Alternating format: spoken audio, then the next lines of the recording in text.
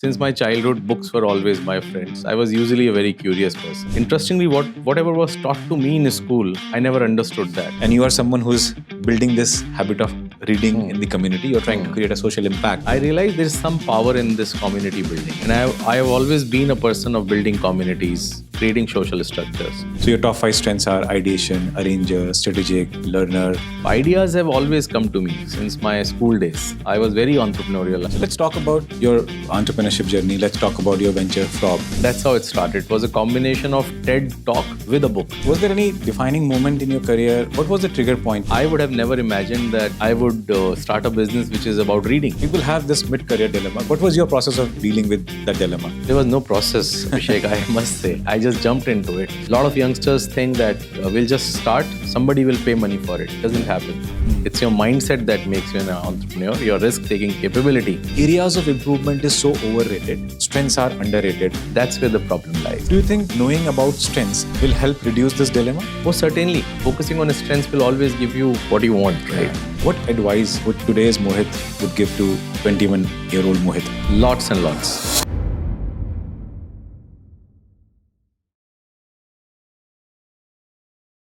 I met Mohit 20 years ago when we started our careers together. Even back then, he was someone who always tried to do things differently while working full-time in the corporate world. He would still find time to take people on Sunday photo walks. On another day, I'd hear he was trekking in the Himalayas. His signature style is always carrying a book. He never goes anywhere without one. Mohit is the kind of friend who always there to help you. Even if you forget to call him, he'll definitely check in on you, just to see how are you doing. We often talked about escaping to mountains and spending days conversing with Himalayan peaks. That's how I knew him until 2017. Cut to 2017, Mohit left his full-time job in and around that time to start something of his own. In 2017, that's when I had the chance to rediscover him through the lenses of strengths. I stepped back into his world and understood not just what he was doing, but why. I saw how he embraced the idea of strengths, not just understanding them, but mastering them. Mohit is someone who backs himself fully and leads with his strengths. Not everyone wants to build a unicorn. That's not the only path to success once you leave your job. For those who question the idea of following their passion, Mohit's story is one you need to hear. It's a story about following your passion, maximizing your strengths, and making a difference to stay on top of the game. Mohit's top 5 strengths are ideation, arranger, strategic, relator, learner. Let's explore Mohit's passion, his journey, and his incredible story of navigating life with purpose. Welcome, Mohit. Thank you very much, Abhishek. This is truly a pleasure to be with you. And thanks for your kind words. I was reflecting onto each and every word, and I was wondering whether I hold true to all the testaments that you just said. Thank you very much for having me. Thank you, Mohit. So since it's a podcast, it's a heart-to-heart conversation that we have. I know you, and I know you for a very long time. I would like our viewers to know about you a bit more, about your journey. So, over to you, please. Oh, now that's a tough one. Reflecting on to who you are and what you have become is actually a combination of many experiences that you go through your life. We have something in common, which is the hilly places we come from, the Uttarakhand, the beautiful place we come from. I spent my childhood there. So very fond memories. Come from a middle-class government family. And I have found my way into things that I've always liked, as you said. Since my childhood, books were always my friends. I was usually a very curious person. And whenever I used to have any money left, I used to buy comics, I used to buy different books on science. Interestingly, whatever was taught to me in school, I never understood that. Unless and until I go and search it on my own, I never found it interesting. I was good at mathematics only because I liked it. And I was very poor at chemistry because I never understood it. And that's what happened in my career as well. Things that I really liked, like I always used to like meeting people. So whenever I used to work in a banking organization, my job was to meet as many people as possible and to help them in whatever ways I can. That's how the career grew. and after a certain point of time, you realize there are some strengths which you don't realize. Friends like you only come and they tell you that these are your strengths, focus on them. Otherwise, usually you try to overcome your weaknesses. And throughout my career, I think a big part of it, I made that mistake. But later on, when I realized some of my strengths can be really fruitful, they can bring in a lot of joy. I just focused on them. That's it, Abhishek. Nothing much about it. So, was there any defining moment in your career? What was the trigger point, which led you to leave your successful full-time corporate job? You were doing daily really well, and then you started off something of your own. So, what was that trigger point? I think I still remember the date and time. It was 30th of May, 6:12 a.m. That morning, for the first time, I held my daughter in my hands. She was born. And the first question I asked to myself, my goodness, I've become a father. Now this is what my life is going to be. So what am I going to do about it? What is the purpose? Why is it so that I've been blessed by such a remarkable creation by nature? And from there, I kept on asking this question to myself, which I believe is the difference between knowledge and wisdom. So I think I had knowledge. I had knowledge about many things in life, but the wisdom was not there. And that's where it happens. When you try to find wisdom, you try to find the answer to who am I? Why am I here? What is the purpose of my life? And that's where I kept on asking a lot of questions to myself. What will I give to my daughter as a father? And in that entire process, Abhishek, I wrote an eulogy. And it was, what will my daughter speak about me when I'm on my deathbed? That took me almost a month to write. And when I wrote it, I had some very interesting, I should say, it revealed a new world to me. Who am I? And what I want to be. And from there on, I wanted to be a conservationist. I realized by the time my daughter will grow up, there would be a lot of pollution, there would be a lot of diseases in the world. I never realized it will happen so fast. But it was 2012-13 that this moment of aha came. And I started preparing for my next phase in life. So I joined a course. Imagine at the age of 33, 34, working in a corporate job. I joined a course which was quasi engineering course in environmental sciences. But that opened my mind. That opened up the completely new way of looking at what we need to do for nature, how to change your entire lifestyle. I changed my lifestyle because of that. Right. And this happened through a book only. A story came from a book. So that's why I'm very thankful to books. And that was the defining moment, Abhishek, that changed my entire life. Do you still do photo walks? Your photo walks were very popular. Yes. So I think I'll just give a brief of what photo walks used to be. I think it was the advent of social media around 2009-10. That was the same time I got married. The phone's camera was not so great. So my wife gifted me a SLR. I always wanted to buy a SLR. Looks like she wanted me to click her as much as possible. But in that entire journey, when she gifted me a very costly SLR, I went to a school to learn photography. And that's where I understood what photography is all about.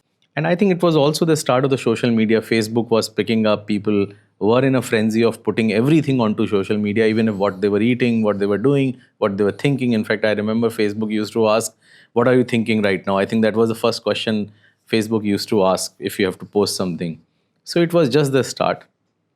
And later on, a couple of years ago, I thought, why not actually create a community of people who are as curious as I am? And why not see the places around us in a very different way? So I created a community of people who liked photography, or they liked food for that matter, because every photo walk had an element of good food into it. And they all became friends for life. They are still my friends. But from there on, from photo walks, we moved on to exhibiting all those photo walks of what we were doing. We started going to different cities. And while we were going to different cities, we started thinking of why can't we show of what we have seen in those cities to the people of Delhi. So we started hosting city experience festivals, and that's how it got migrated into a different format altogether. So Mohit, I know you very well, and I know how you navigated your career, how you navigated various paths, and you are happy with whatever you are doing. I meet a lot of parents. In fact, my daughter who's in class 10th, I meet a lot of classmates, and I hear parents focus a lot on having clarity, right? They want their children to have clarity at this age, at teenage, about what they want to do in career. I often say that, okay, you just focus on exploring. Clarity will come with time. Knowing about you, your journey, what is your view? Did you always have this clarity, or how do you look at it? Should parents focus on clarity at that early age? What do you feel about it? I think, Abhishek, this is pertinent. This is ubiquitous. This is with everyone. Everyone thinks that from the childhood, they know what they wanted to be. There could be only few Newtons and Gandhis of the world who knew. In fact, Gandhi even never knew what he wanted to be. Right. It was just one instance that changed his life. It happens with everyone. And as you mentioned, it's an exploration. The problem is that we believe that we have already arrived. This is what we try to impose on children as well. Children are tiny adults. They are just not children. They are a product of their own thinking. Yeah. That's what has happened with us as well. Right. I would have never imagined that I would start a business which is about reading. Yeah. I had never ever imagined. Even people I tell about it, even they can't believe it. Till date, my parents don't know what I do. Right. It's next to impossible for them to even explain what I do. It has happened in many places that, Mohit, you don't give a description of what you do, because I believe I'm still in an exploration. Right. Point is, the underlying theme should be, am I able to service others with whatever I'm doing? Right. If that is a purpose, things will happen. Right. We try to push children into things, into brackets, into columns, which is very, very compartmentalized. I don't think we should do it. Right. Let them just explore, and they will find their own way. Nature has its own way of bringing the right things to you. Yeah. So let's talk about your entrepreneurship journey. Let's talk about your venture, Frob. Was this the first idea that came to your mind? And were you very clear about that this is what you want to do? Or you started with something and then moved into this? How did it happen? I think, Abhishek, I should be very thankful to you for actually doing my strengths and capability evaluation at one point of time. Because prior to this, I used to think I'm very confused. Somebody like me who has ideas popping every minute, everything I observe, everything I see, there's an idea coming out of it. So I always used to think I'm very confused. I don't know what I need to do. And the whole world used to tell focus, focus, focus. Yeah. You cannot have 10 things going on together, which I think is the right thing.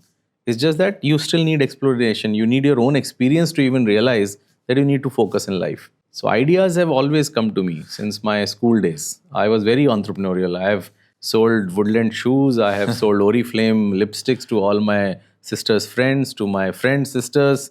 I have done all those things. Ideas always used to come to me because I used to enjoy them. Even in my college, I used to organize large fetes, large exhibitions, one of the largest events possible in my college days. And during my corporate career as well, I was somebody who was always giving new ideas in whatever I was. But that was ideation, which I earlier thought it is confusion. I even thought of starting up a car cleaning company. I made a complete business model. I had my Excel sheets ready. I had the valuation plan ready way back in 2005-06. And that time I was not married. So the condition that my wife placed that I will not marry you if you have all these ideas in your head. So I said, okay, I can't do much about it. So much so, my idea was to buy an ambassador car. And I went to actually buy an ambassador car. And I got a phone call, see, it's over between us if you buy an ambassador car. So these ideas always used to come to me. I was enterprising. But then finally, after my daughter was born, I think she also realized that I can now pursue what I wanted to do. And by that time, Abhishek, what happens? In your career also, you have some savings, right? Being a middle class person, you always need to have some backup. You have created some assets for yourself. So that's where I took the courage, only to realize that this is of no worth. It's only your mental capability that takes you onto the path of entrepreneurship. Even if you have monies for 3 years or 4 years as a backup, it doesn't help. It's your mindset that makes you an entrepreneur, your risk-taking capability. And also to behave in those circumstances when you know that from the next month onwards, you won't get your salary. You don't even know when your client will pay you. So much so that while many clients say they will pay you in 30 days, the money comes in 60 days. And God forbid, if you work with government organizations, many a times you never know when your money will come back. So it's only the mental capability that helps. So ideation has always been a part of life, and I've been pretty adventurous. Yeah, absolutely. So ideation is your number one strength, and people who do not know about strength science, there is a strength called ideation, and people who have ideation as a strength, they are the ones who can generate a number of ideas. So Mohit is someone who is full of ideas. He can give you his insights on one topic and give you different perspectives every day. You take him one topic every day, you'll get new perspective. And ideation comes very naturally to him. So while he was talking about his strength, ideation, so he was talking about how he used ideation more productively to do what he's doing currently. So thanks, Mohit. Thank you so much for touching about your strength ideation. So now let's talk about your venture, Frob. I have been a fan of Frob, and I've been a part of Frob for a very long time, and I really like to be part of every Frob activity, every event, and any program that you do, and I really like it. So tell us about it. Tell our viewers more about it. I know everything about it, and I follow it. I like it, so I can talk at length about Frob, and I do it with a lot of people. So I'd like you to give our viewers who do not know about Frob, tell us about Frob a bit. So, in simple words, Frob is basically, it stands for Friends of Books, which is a term coined by my very able co-founder. Earlier, we used to call ourselves city book leaders because our focus was on city with books and specific leaders who have read the books and they can speak about those books. That's how it started. It was a combination of TED Talk with a book. Right. So in a TED Talk, what happens? You come and speak about yourself, your achievements, your failures. You inspire others by your ideas. Here, the idea was that you come and speak about a book and tell how that book inspired you to take some action. Right. We continued it for some time. That time, it was just a hobby for almost 1.5 years. It was a hobby because God was kind enough to fund that hobby in a very different way. We had chapters in a couple of countries. It was only when I was coming back from Singapore after doing a very successful event, which was attended by the who's and who's of Singapore, I realized there is some power in this community building. Yeah.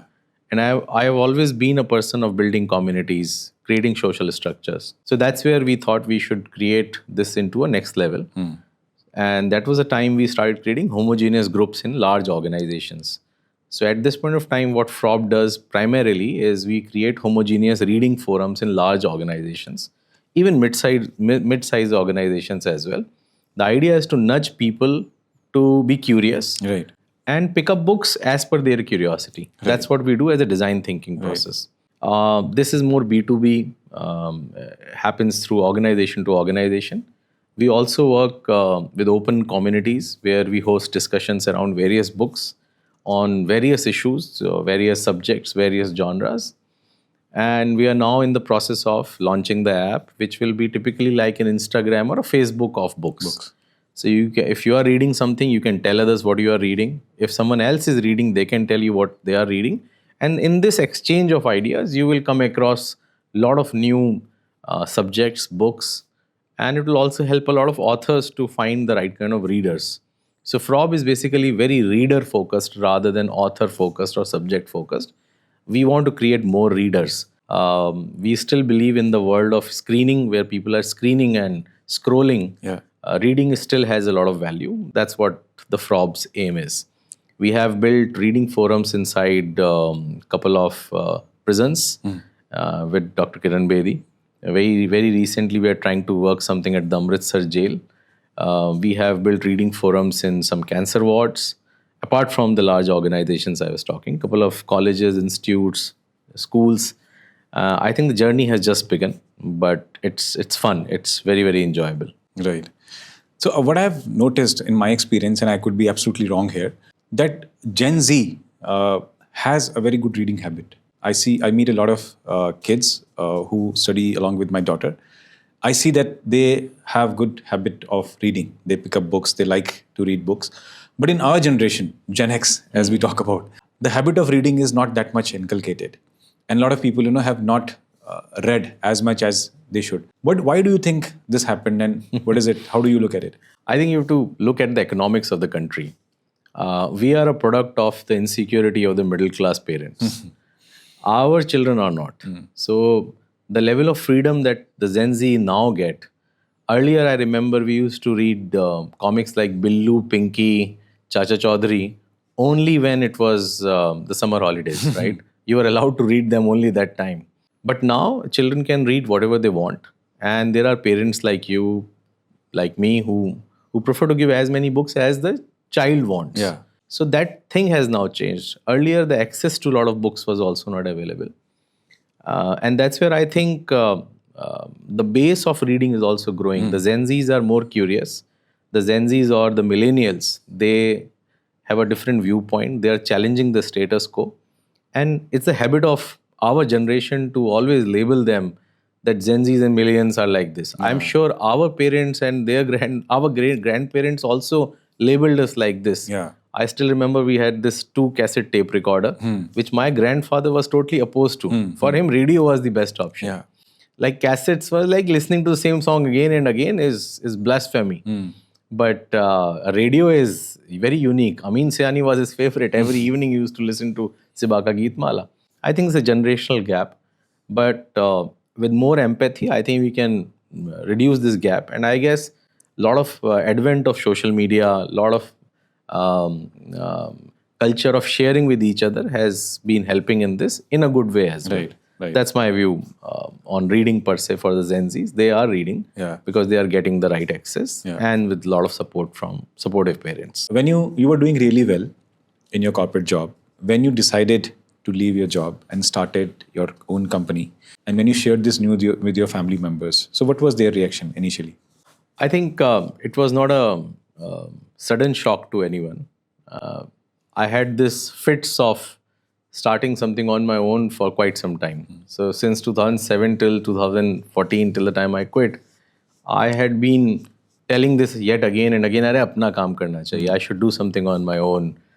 But I still remember during my corporate job, I had went to Panipat to meet somebody who used to sell scrap.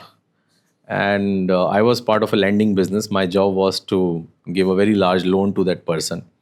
I was not expecting somebody selling scrap can have a turnover like this. Beyond turnover, that gentleman sitting on a very, very unstructured place in a very unstructured factory with the swaths of clothes lying hither and thither, he was very happy in doing whatever he was doing. And that was the same time I was questioning my whole identity of what is it that I want to do. And that's where I took the call. And I think I'm blessed to have a family that supported me. And it just happened. And good friends like you and many others who just encouraged me.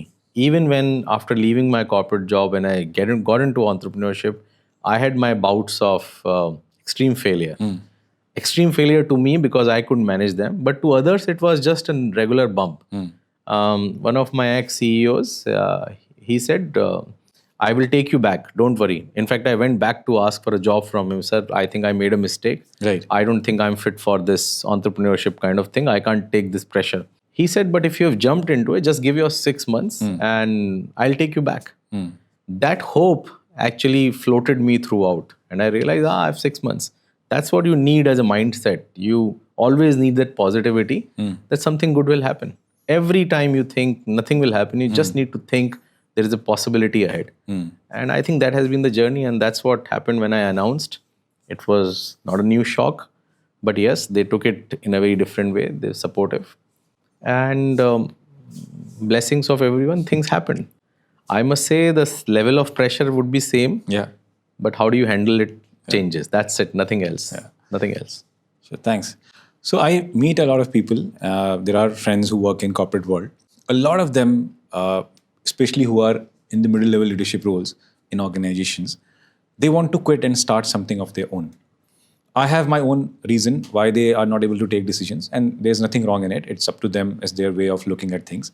But what do you think? What has been your findings? When you speak to them, what do you think that they want to do it? They are very talented, capable, have all the resources, but why they are not able to take that step?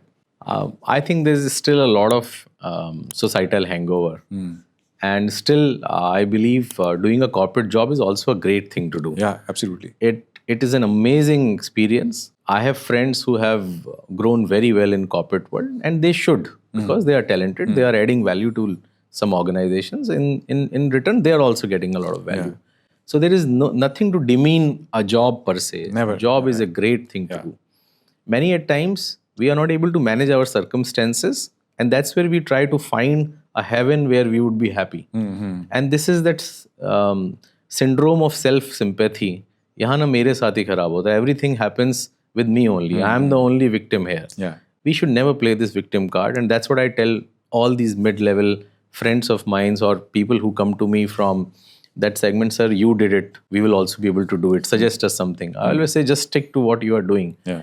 If you can focus on this. And one of my ex bosses, he gave me a fantastic advice at one point of time. His name is Anuj Pandey. I'm sure he will watch it as well.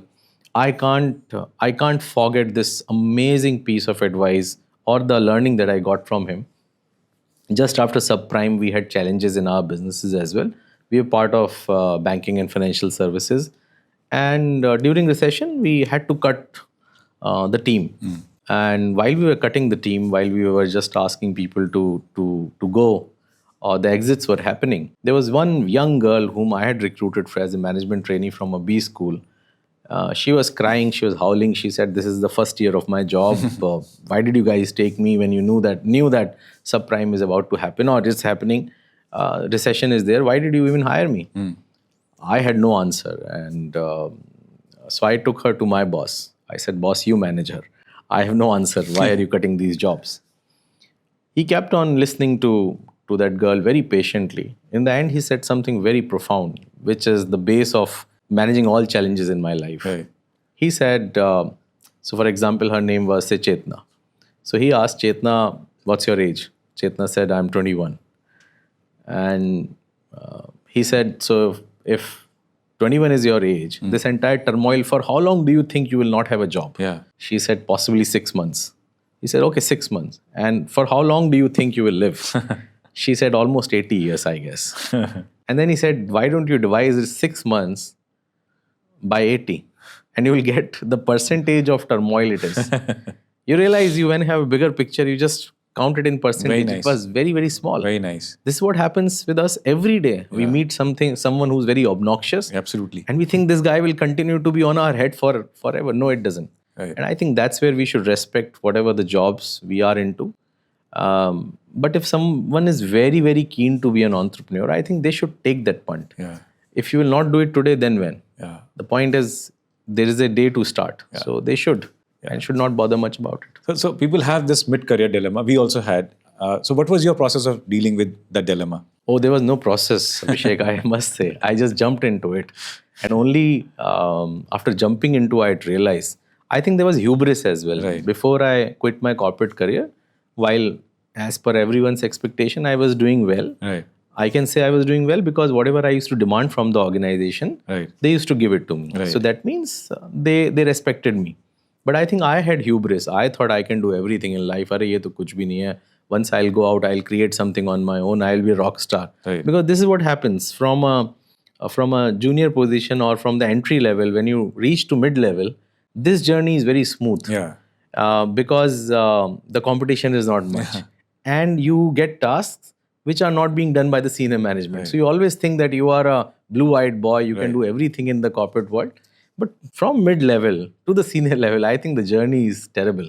Right. And that's where I think a lot of filtration happens. Right. So this journey from mid-level to senior management is to be traded with a lot of caution, with a lot of compassion and discipline, I must say. We should choose our battles very properly. And this also happens in entrepreneurship because entrepreneurship is like you are the junior staff, you are the mid-level staff, you are the senior staff. You are everything. Yeah. So how do you segregate all these situations? That's what entrepreneurship is. So do you think and at this stage, knowing about strengths will help reduce this dilemma? Oh, certainly. And I'm so thankful that I went through the strengths evaluation. As I said, I quit in 2014. I did the strengths evaluation in 2017. Between 2014 to 17, I was doing everything. Only after realizing if ideation is my capability, then I should just focus on ideas, never get into the execution. See, because in the corporate job, execution was the key. We were always told that if you can't execute, you will never fit into this entire scheme of things. And if you know that execution is not your forte, you will never get into it. You will never mess up things. And that's what happens. I think everyone should go through it. They should also have a way that they can focus on some of their strengths and just leverage them as much as possible. I think it will be superbly helpful. So what was your initial reaction when you discover your top 5 strengths, when we had a discussion, and then after you read your reports, you reflected. So your top 5 strengths are ideation, arranger, strategic, learner, relator. These are your top 5 strengths. So I see you using ideation quite a lot, strategic quite a lot. So what was your initial reaction? To me, it was a moment of aha. Yeah. I think prior to this, I had no nomenclature to who am I. Yeah. But after doing this, I think I was able to place myself in these 5. And for example, before this, I used to say I'm confused, I'm impatient, I'm unfocused. Those were also the adjectives associated with me. Those were possibly weaknesses which still might be there. Yeah. But when you know your weaknesses and you also know your strengths, focusing on your strengths will always give you what you want, right? Yeah. Rather than focusing on your weakness. Yeah. As simple as that. So that was my aha moment. And I must say it was a great discovery. And it was like you go and eat a great food in a restaurant. And after eating the food, you realize this is very tasty. And then you ask the chef what was in it. I think that's exactly what happened with me. I knew what am I doing in my life without even knowing how am I doing in my life. So I think that what and how got cleared because of the strengths evaluation. And how do you use your strengths to develop your self-talk? So do you use somewhere to tell yourself about certain things? Is it part of your self-talk on a daily basis, or maybe regularly you reflect on that? Oh, certainly. In fact, that's how the entire process of evolution really helped me. In the evolution, I did realize that if ideation is my key, I have started breaking down every task that I get or I try to get. So, for example, if I'm pitching for a contract or a work or a business, I always try to see what is the level of ideation I can add into it. If I'm not able to add new ideas into it, that means this is only execution possibly, or this is something which has already been prepared by someone. Right. The game is always about ideas, and with me it has really worked well. We are just we are a concept. Yeah. Now, in selling a concept, your ideas really need to be placed very well. Right. So that has always helped. Even every day, if somebody is asking for some help, I see what level of help I would be able to do. Am I able to add any idea into it? Right. So it has helped immensely. I think there is no second thought to it. And I see you use it quite well. If you look at whenever I see you doing something, maybe right now you are doing something in Utsav. Prior to that, CBL, then City Experience Festivals. The idea of creating communities. Now thinking about app, launching it, doing it, creating communities within the organization. I think I see you using quite a lot, and you are someone who's mastered your top 5 strengths. That I can tell you as a strength science practitioner. Now I can say that. Yeah. I'm also really glad. So why do you think, Mohit, areas of improvement is so overrated and strengths are underrated? Because I meet a lot of people in corporate. I work with middle to senior level leaders, and I often ask them that did they know about their strengths? Their response is that hand on our heart, when we started learning about that there is something strength science exists, before that we used to think that is it something we should even bother about? Should we not focus on areas of improvement and converting them into our strengths areas? And I used to say that, okay, areas of improvement is really overrated. Strengths are underrated. And now when I meet them, let's say after working with them for 2-3 months, they come and tell me that yes, initially we thought that strength is something which we should know. So they took for granted. But now, after going through the journey, after understanding it, learning how to apply it, they say that, okay, this is something which we should focus on quite early in our career. And it would have given them a lot of fulfillment. Success is something which is quite subjective, but I say that fulfillment and certainty about a lot of things. But why do you think in our society, still, areas of improvement is so overrated and strengths are underrated? Why does this happen? What is your take? I think, Abhishek, this is something to do with human psyche. Right. We ourselves are a victim of self-sympathy most of the times. It's the easiest thing. Yeah. Also, this is what we see with others. Yeah. Also, the societal stories have always focused on the fallen hero, Right. then overcoming the challenges, and then becoming somebody. Yeah. Now, this is how the entire human psyche works. Yeah. We always love to listen to these stories. You will never come across stories where somebody is a hero right now. Yeah. And he's always doing well. Nobody will notice them. And this is what happens. Yeah. Everyone wants that the gentleman failed in his class 10th, and then he worked very hard, and then he passed class 12th and then he did a great exam and then he became something. Now, this is a great story. Yeah. This is a great story to sell. But somebody who was always doing well because the person knew his strengths, he was good in mathematics. So the person just focused on mathematics, took mathematics in class 12th, went to do graduation in mathematics and became a professor of mathematics. Right. That man is an unknown fellow in the society. Right. But he is a hero in his own terms. Right. I think that's where the problem lies. Yeah. We have focused ourselves too much on areas of improvement because that's where we believe we will be able to create something out of the changes that will happen in that person rather than somebody was doing good. Yeah. We should just focus on that, whatever it is. Same is with children. If my daughter knows that she is good with badminton and we all are observing her, she gets motivated as well to play as good as badminton as possible. We should just focus on it.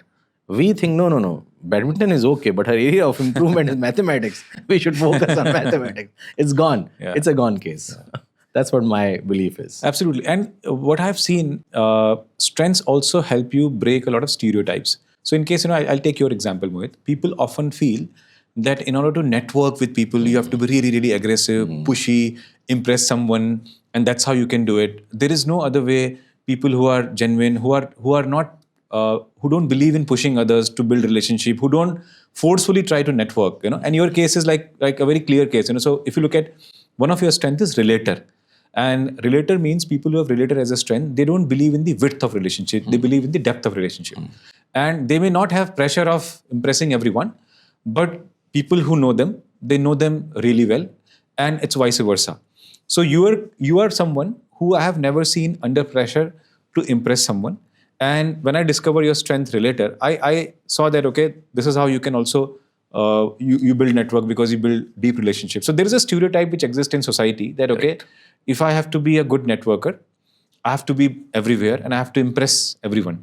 And I have seen by understanding strengths, these stereotypes, people break these stereotypes and these myths go away. You can be just yourself and apply yourself the way you are and just enjoy yourself. Yeah, absolutely. That's how it is. In fact, this is a very common subject. Again, it comes from the underbelly of how you crack your B school's GDPI. Yeah. Because in a GD and PI, your job was only to shout to the highest of your decibel and prove your point, banging the table. Yeah. But there might be other chap who just want to process the information first. So I think this is a system problem, and we have been told yet again and again that networking is the way forward for any business. I don't think. It's selling itself as a word, if you see, comes from the root sound or the root word is giving, selan. Yeah. Selan as a Latin word means to give. So if you sell something, you really need to give it to somebody. And that's what networking is all about. It's almost 90-95% giving. 5% is taking even without asking for it. Yeah. People will just help you. If you are able to do something for others that they want, you will get enough what you want in your life. That's a basic rule. I don't think there is any rocket science in it. Yeah. So you work with a lot of universities also. So you have students there in universities. They have good knowledge, skill set. But do you think introducing strengths to them, or if they know about strengths, it will give them a lot of clarity? Because students also have a lot of dilemmas. And at which age you think people should start understanding and knowing about their strengths? I think, Abhishek, because as I have been mentioning about B schools are basically the nursery or the preparatory step for anyone to get into business, be it entrepreneurship, be it the corporate world. Most of them go into corporate world only because of the heavy fees structure. Yeah. They really need to repay that. That's okay. But if they know their strengths, they will be able to choose properly. At this point of time, what is happening? It's a open placement, day 0, day 1, day 2, 3, and the companies are coming and they are picking up as per their own requirements. Right. But the person should also know these are the only 5 companies I should go. So for example, recently I was with a very noted author named Rashmi Bansal. Yes. While she was passing out from IIMA, she was very clear she cannot go into a bank or into any other investment firm, which was the flavor of those times. She knew she always wanted to write something. And that's what she did. She started a magazine on her own. So much so her story says that she failed 3 times, but she still knows this is what she can do and that's what she is good at, and she has created a mark for herself. I think for B schools it's very important to go through a strengths evaluation as soon as possible, as soon as they enter. And I think that should be the basis of every lecture, every thing that is being planned by the professors. My suggestion would be even the professors and the entire college staff should also be taken through it. Yeah. So that evaluation might be able to merge it with whatever they're doing with the students. It will change a lot of lives. I personally believe it. I'm sure you must be trying it with some colleges. You must give it a thought. It's a great idea to do that. Yeah. So we have good case studies, of outside India where universities have leveraged it really, really well. And India, it is still a work in progress. So that's a good suggestion. Thanks a lot for that. Coming back to you and your strength, one of your strengths is learner. And today in this podcast, you gave me a new thought, new idea. I did not know the meaning of selling, right? I did not know the root of selling. And that's something happens to you because you have learner as one of your strengths and you are keen learner. You're not superficial about things, you go deeper and you enjoy this process. But someone like you, and that's why, your job, your organization, your purpose connects with who you are very naturally. Someone who does not have learner as natural strength, or someone like me, who I enjoy learning, but not as much as you do, right? Naturally. If I have to prepare for something, I'll definitely learn. But it doesn't come naturally to me. A lot of people I meet, they want to read, but they don't know how to start. And you are someone who is building this habit of reading in the community. You're trying to create a social impact by focusing on making people learn, especially read, and have this wisdom, get this wisdom by reading. So what is your suggestion? What is the start point? Because I'll tell you, Mohit, very honestly, I have never been taught by anyone how to read a book. And it's a dilemma of a layman. So when I pick up a book, I did not know how to start reading the book. Should I start with acknowledgement, forward, and then, or should I directly jump into the chapters? So these are some basic questions that I have. And later on, as I started reading, I discovered. But how should we start? I think, Abhishek, this is very simple. Again, I'll go back to our education system. Our education system has textbooks, we have classes, we have teachers for every subject. Yeah. But we don't have a teacher who can knit all these subjects together. Right. That teacher could either be the parent or the child himself. Very rare to have a child himself because they have their own ways of thinking, observing things. But that's what the role of parents or a good teacher is, I guess. To read or to learn anything, I think there are 4 fundamental pillars of learning. These are very important. I read it in a Sanskrit shloka. I don't remember the shlok, but I can tell you what are those 4 pillars. The first one is the time. If you don't have time to learn anything, you won't be able to progress. The second one is you need resources. So if you want to learn something and you don't have the podcasts, the videos, the books, or the school for that matter, you will not be able to learn. Right. The third one is you need a facilitator or a guru. Again, if you don't have somebody to guide you, possibly you may not be able to learn. But the fourth one is very important. These 3 are very extrinsic. These 3 are something which is available for everyone. Right. Take a case of a child. Child needs time. So that's where the child goes at 7, comes back at 3, time, right? They need time to study. They need resources. That's why there's a school, there are books, textbook, teachers, right? The third one is the guru or the teacher or the parents. Everyone has this. The fourth one, which is intrinsic, is curiosity, utsa.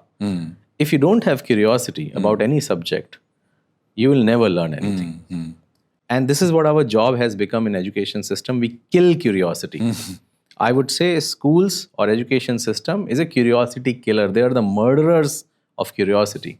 So imagine, I still remember in one of my physics class, the physics had this typical, I'm sure it was very early, not a physics, but a science class. One train is coming from this side, the other train is coming from this side. In how many minutes will they meet?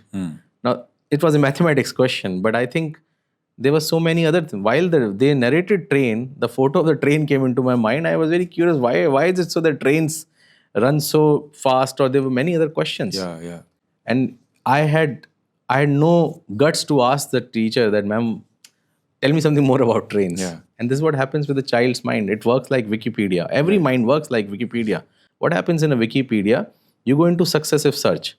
You click on one page, you find many other links, you click, and that's how this entire internet and Wikipedia search works. Yeah. So that's where the problem is. So if you are curious about some subject, so for example, I know that you are curious about theater, you are very passionate about theater. Yeah. So if I give you 5 books about theater, you might read them. Yeah.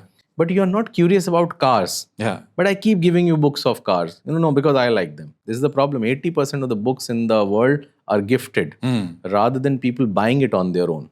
If you can actually create a way that I know Abhishek likes theater, if he goes to this bookshop or goes to Amazon or anywhere, and he can find all these books on theater and also find a community of others who are reading books on theater, you will just start picking them up and you will be able to interact with that social community. That's what we try to do at Frob whenever we work with schools, colleges, corporates, whomever. Yeah. That we just try to serve them what they are curious or interested about, and they might pick it up. We never know, but they might. Yeah. Absolutely. And don't expect book to teach you some lesson. Correct. There are certain books which are just to be enjoyed. Yes. Right. So therefore, my interaction with students and especially Gen Z, they don't like self-help books. They don't. With due respect to all self-help book authors, they say self-help books is all about me, and that's how I did it, and that's how you can do it. You can also change it.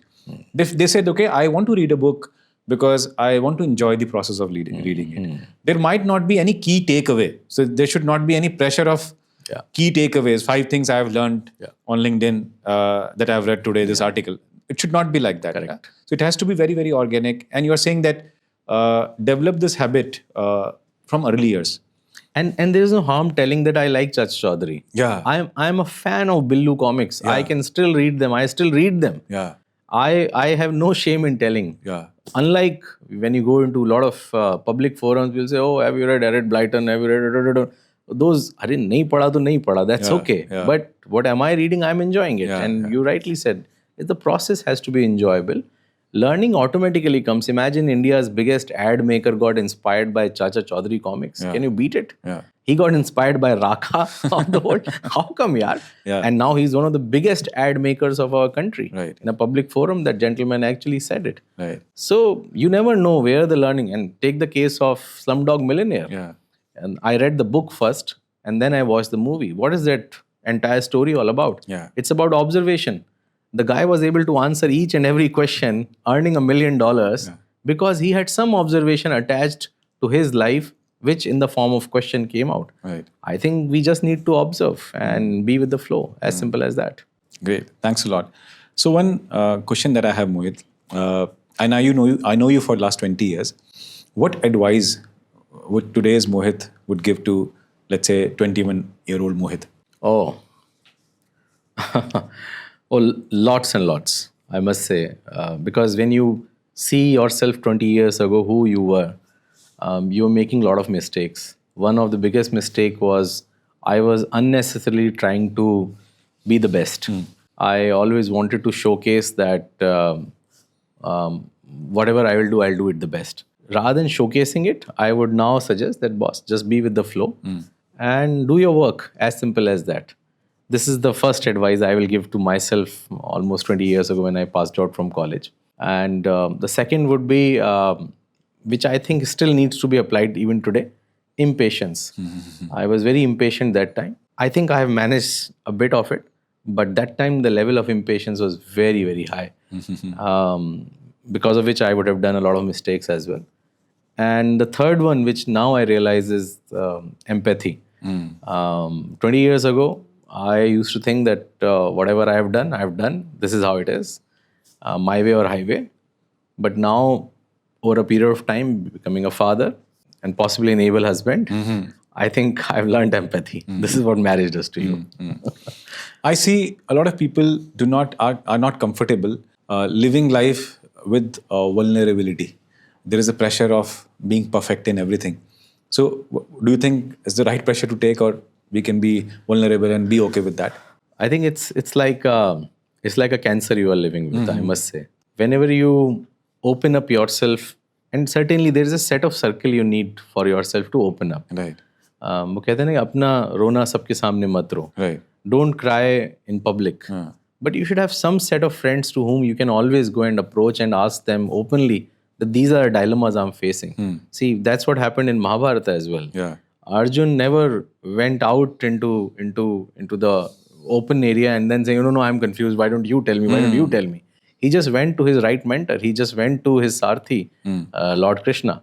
I think that's what we all need. And you can be vulnerable. You can have questions. Point is, to whom are you asking for the answers? Yeah. If you're not asking to the right person, the Gita, the right song might turn into cacophony. So that's what I believe. Vulnerability is possible. It is part of life as we are breathing, as part of life. Do you think knowing about yourself through the lenses of strengths gives you this comfort that you know who you are now, and it's okay to be vulnerable in certain areas? It gives an immense hope, Abhishek. It gives an immense hope. As I said, from a state of calling yourself confused, unfocused, digressed, impatient, to a state where okay, your capability lies in these 4 or 5 things, just focus on them. Yeah. These things will automatically be taken care of. Otherwise, what is happening? You are trying to push a lever which is actually taking you down rather than taking you up. Right. So strengths are a kind of buttons in the lift that take you up. Yeah. But when you need not go to the basement, you cannot just push those buttons, as simple as it could be. Right. Thanks. So what's your plan for Frob going forward? What is it that you're planning now? We don't have much plans per se, but yes, idea is that whatever we are doing, we keep enjoying it, and we try to reach as many people as possible in a way that it is not too much burdensome on us. So we just want to be relaxed.